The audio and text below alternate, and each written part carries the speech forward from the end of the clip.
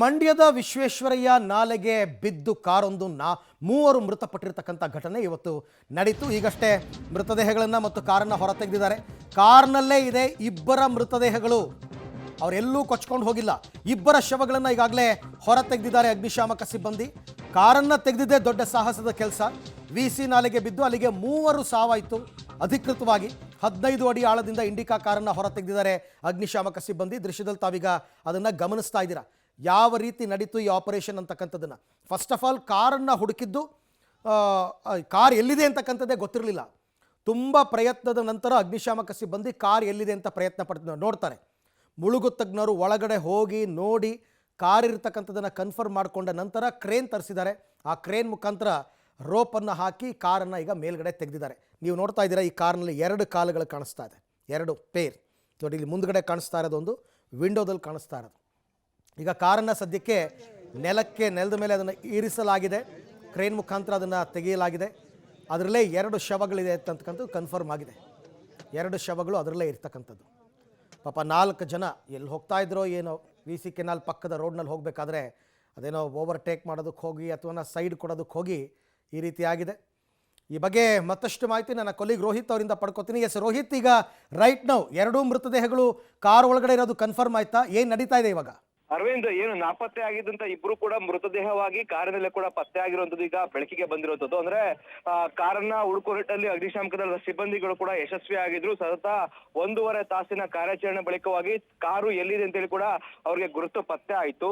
ಅದಾದ ಬಳಿಕವಾಗಿ ಕಾರಿನ ಮುಂಬದಿಯ ಒಂದು ಚಕ್ರಕ್ಕೆ ಹಗ್ಗವನ್ನ ಕಟ್ಟಿ ಬಳಿಕವಾಗಿ ಕ್ರೇನ್ ಮೂಲಕವಾಗಿ ಅರ್ಧ ಕಾರನ್ನ ಮೇಲಕ್ಕೆ ಎತ್ತುವಂತ ಸಂದರ್ಭದಲ್ಲಿ ಒಂದು ಬಾಡಿ ಗೋಚರ ಆಗುತ್ತೆ.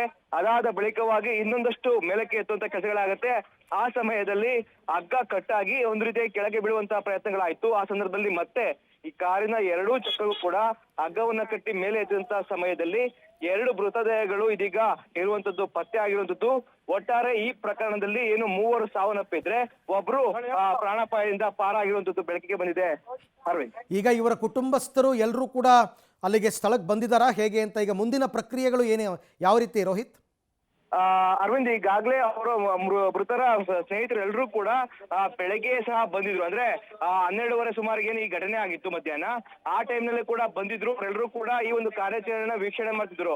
ಅದೃಷ್ಟವಶಾತ್ ನಾಪತ್ತೆ ಆಗಿರೋ ಇಬ್ರು ಕೂಡ ನಮ್ಗೆ ಸಿಗ್ಬೋದು ಎನ್ನುವ ನಂಬಿಕೆಯಲ್ಲಿ ಕೂಡ ಅವರಿದ್ರು. ಆದ್ರೆ ಆ ನಂಬಿಕೆ ಅವರು ಸಂಪೂರ್ಣವಾಗಿ ಹುಸಿ ಆಗಿರುವಂತದ್ದು.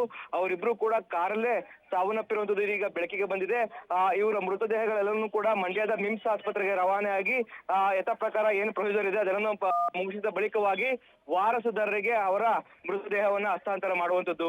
ಅಂದ್ರೆ ಅದೆಲ್ಲವೂ ಕೂಡ ಈಗಲೇ ಆಗುತ್ತಾ ಅಥವಾ ನಾಳೆ ತನಕ ಆಗುತ್ತಾ ಹೇಗೆ ಅಂತ?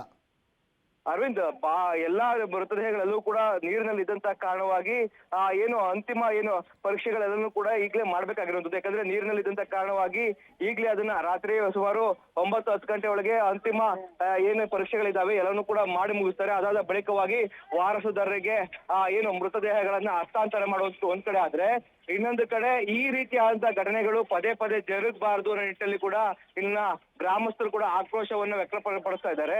ಆ ನಿಟ್ಟಿನಲ್ಲಿ ತಡೆಗೋಡೆಯನ್ನ ನಿರ್ಮಾಣ ಮಾಡೋ ನಿಟ್ಟಿನಲ್ಲಿ ಜಿಲ್ಲಾಡಳಿತ ಮತ್ತೊಂದು ಸುತ್ತಿನ ಏನಾದ್ರು ಸಭೆ ಕರೆದು ಒಂದಷ್ಟು ವಿಶೇಷ ತಂಡವನ್ನು ರಚನೆ ಮಾಡಿ ಆದಷ್ಟು ಬೇಗ ಈ ಒಂದು ತಡೆಗೋಡೆಯನ್ನ ನಿರ್ಮಾಣ ಮಾಡುತ್ತಾ ಇರೋದನ್ನು ಕೂಡ ಸಾಕಷ್ಟು ಕುತೂಹಲವನ್ನು ಕೂಡ ಮೂಡಿಸಿರುವಂತದ್ದು. Arvind, okay Rohit, thank you ತಮ್ಮೆಲ್ಲ ಮಾಹಿತಿಗೆ. ಆ್ಯಕ್ಚುಲಿ ಪೋಸ್ಟ್ ಮಾರ್ಟಮ್ ಮಾಡ್ತಾರೆ, ಪೋಸ್ಟ್ ಮಾರ್ಟಮ್ ಮಾಡಿನೇ ಆಮೇಲೆ ಬಾಡಿಯನ್ನು ಹಸ್ತಾಂತರ ಮಾಡ್ತಕ್ಕಂಥದ್ದು. ಅದು ಪಾರ್ಟ್ ಆಫ್ ದಿ ಇನ್ವೆಸ್ಟಿಗೇಷನ್ ಅಲ್ವಾ? ಹಾಗಾಗಿ ಈಗ ಇಮಿಡಿಯೇಟಾಗಿ ನನ್ನ ಪ್ರಕಾರ ಬಾಡಿಯನ್ನು ಆ್ಯಂಬುಲೆನ್ಸ್ ಮುಖಾಂತರ ಮಿಮ್ಸ್ಗೆ, ಅಂದರೆ ಮಂಡ್ಯ ಜಿಲ್ಲಾಸ್ಪತ್ರೆಗೆ ತೊಗೊಂಡು ಹೋಗ್ತಾರೆ. ಅಲ್ಲಿ ಪೋಸ್ಟ್ ಮಾರ್ಟಮ್ ಎಲ್ಲ ಆದ ನಂತರ ರಾತ್ರಿ ವೇಳೆಗೆ ಅವರು ದೇಹವನ್ನು ಹಸ್ತಾಂತರ ಮಾಡ್ತಕ್ಕಂಥ ಸಾಧ್ಯತೆ ಇದೆ. ಒಟ್ಟಾರೆ ಒಂದು ದೊಡ್ಡ ದುರಂತದಲ್ಲಿ 3 ಜನ ಮೃತಪಟ್ಟಂತಹ ಘಟನೆ ಇದು.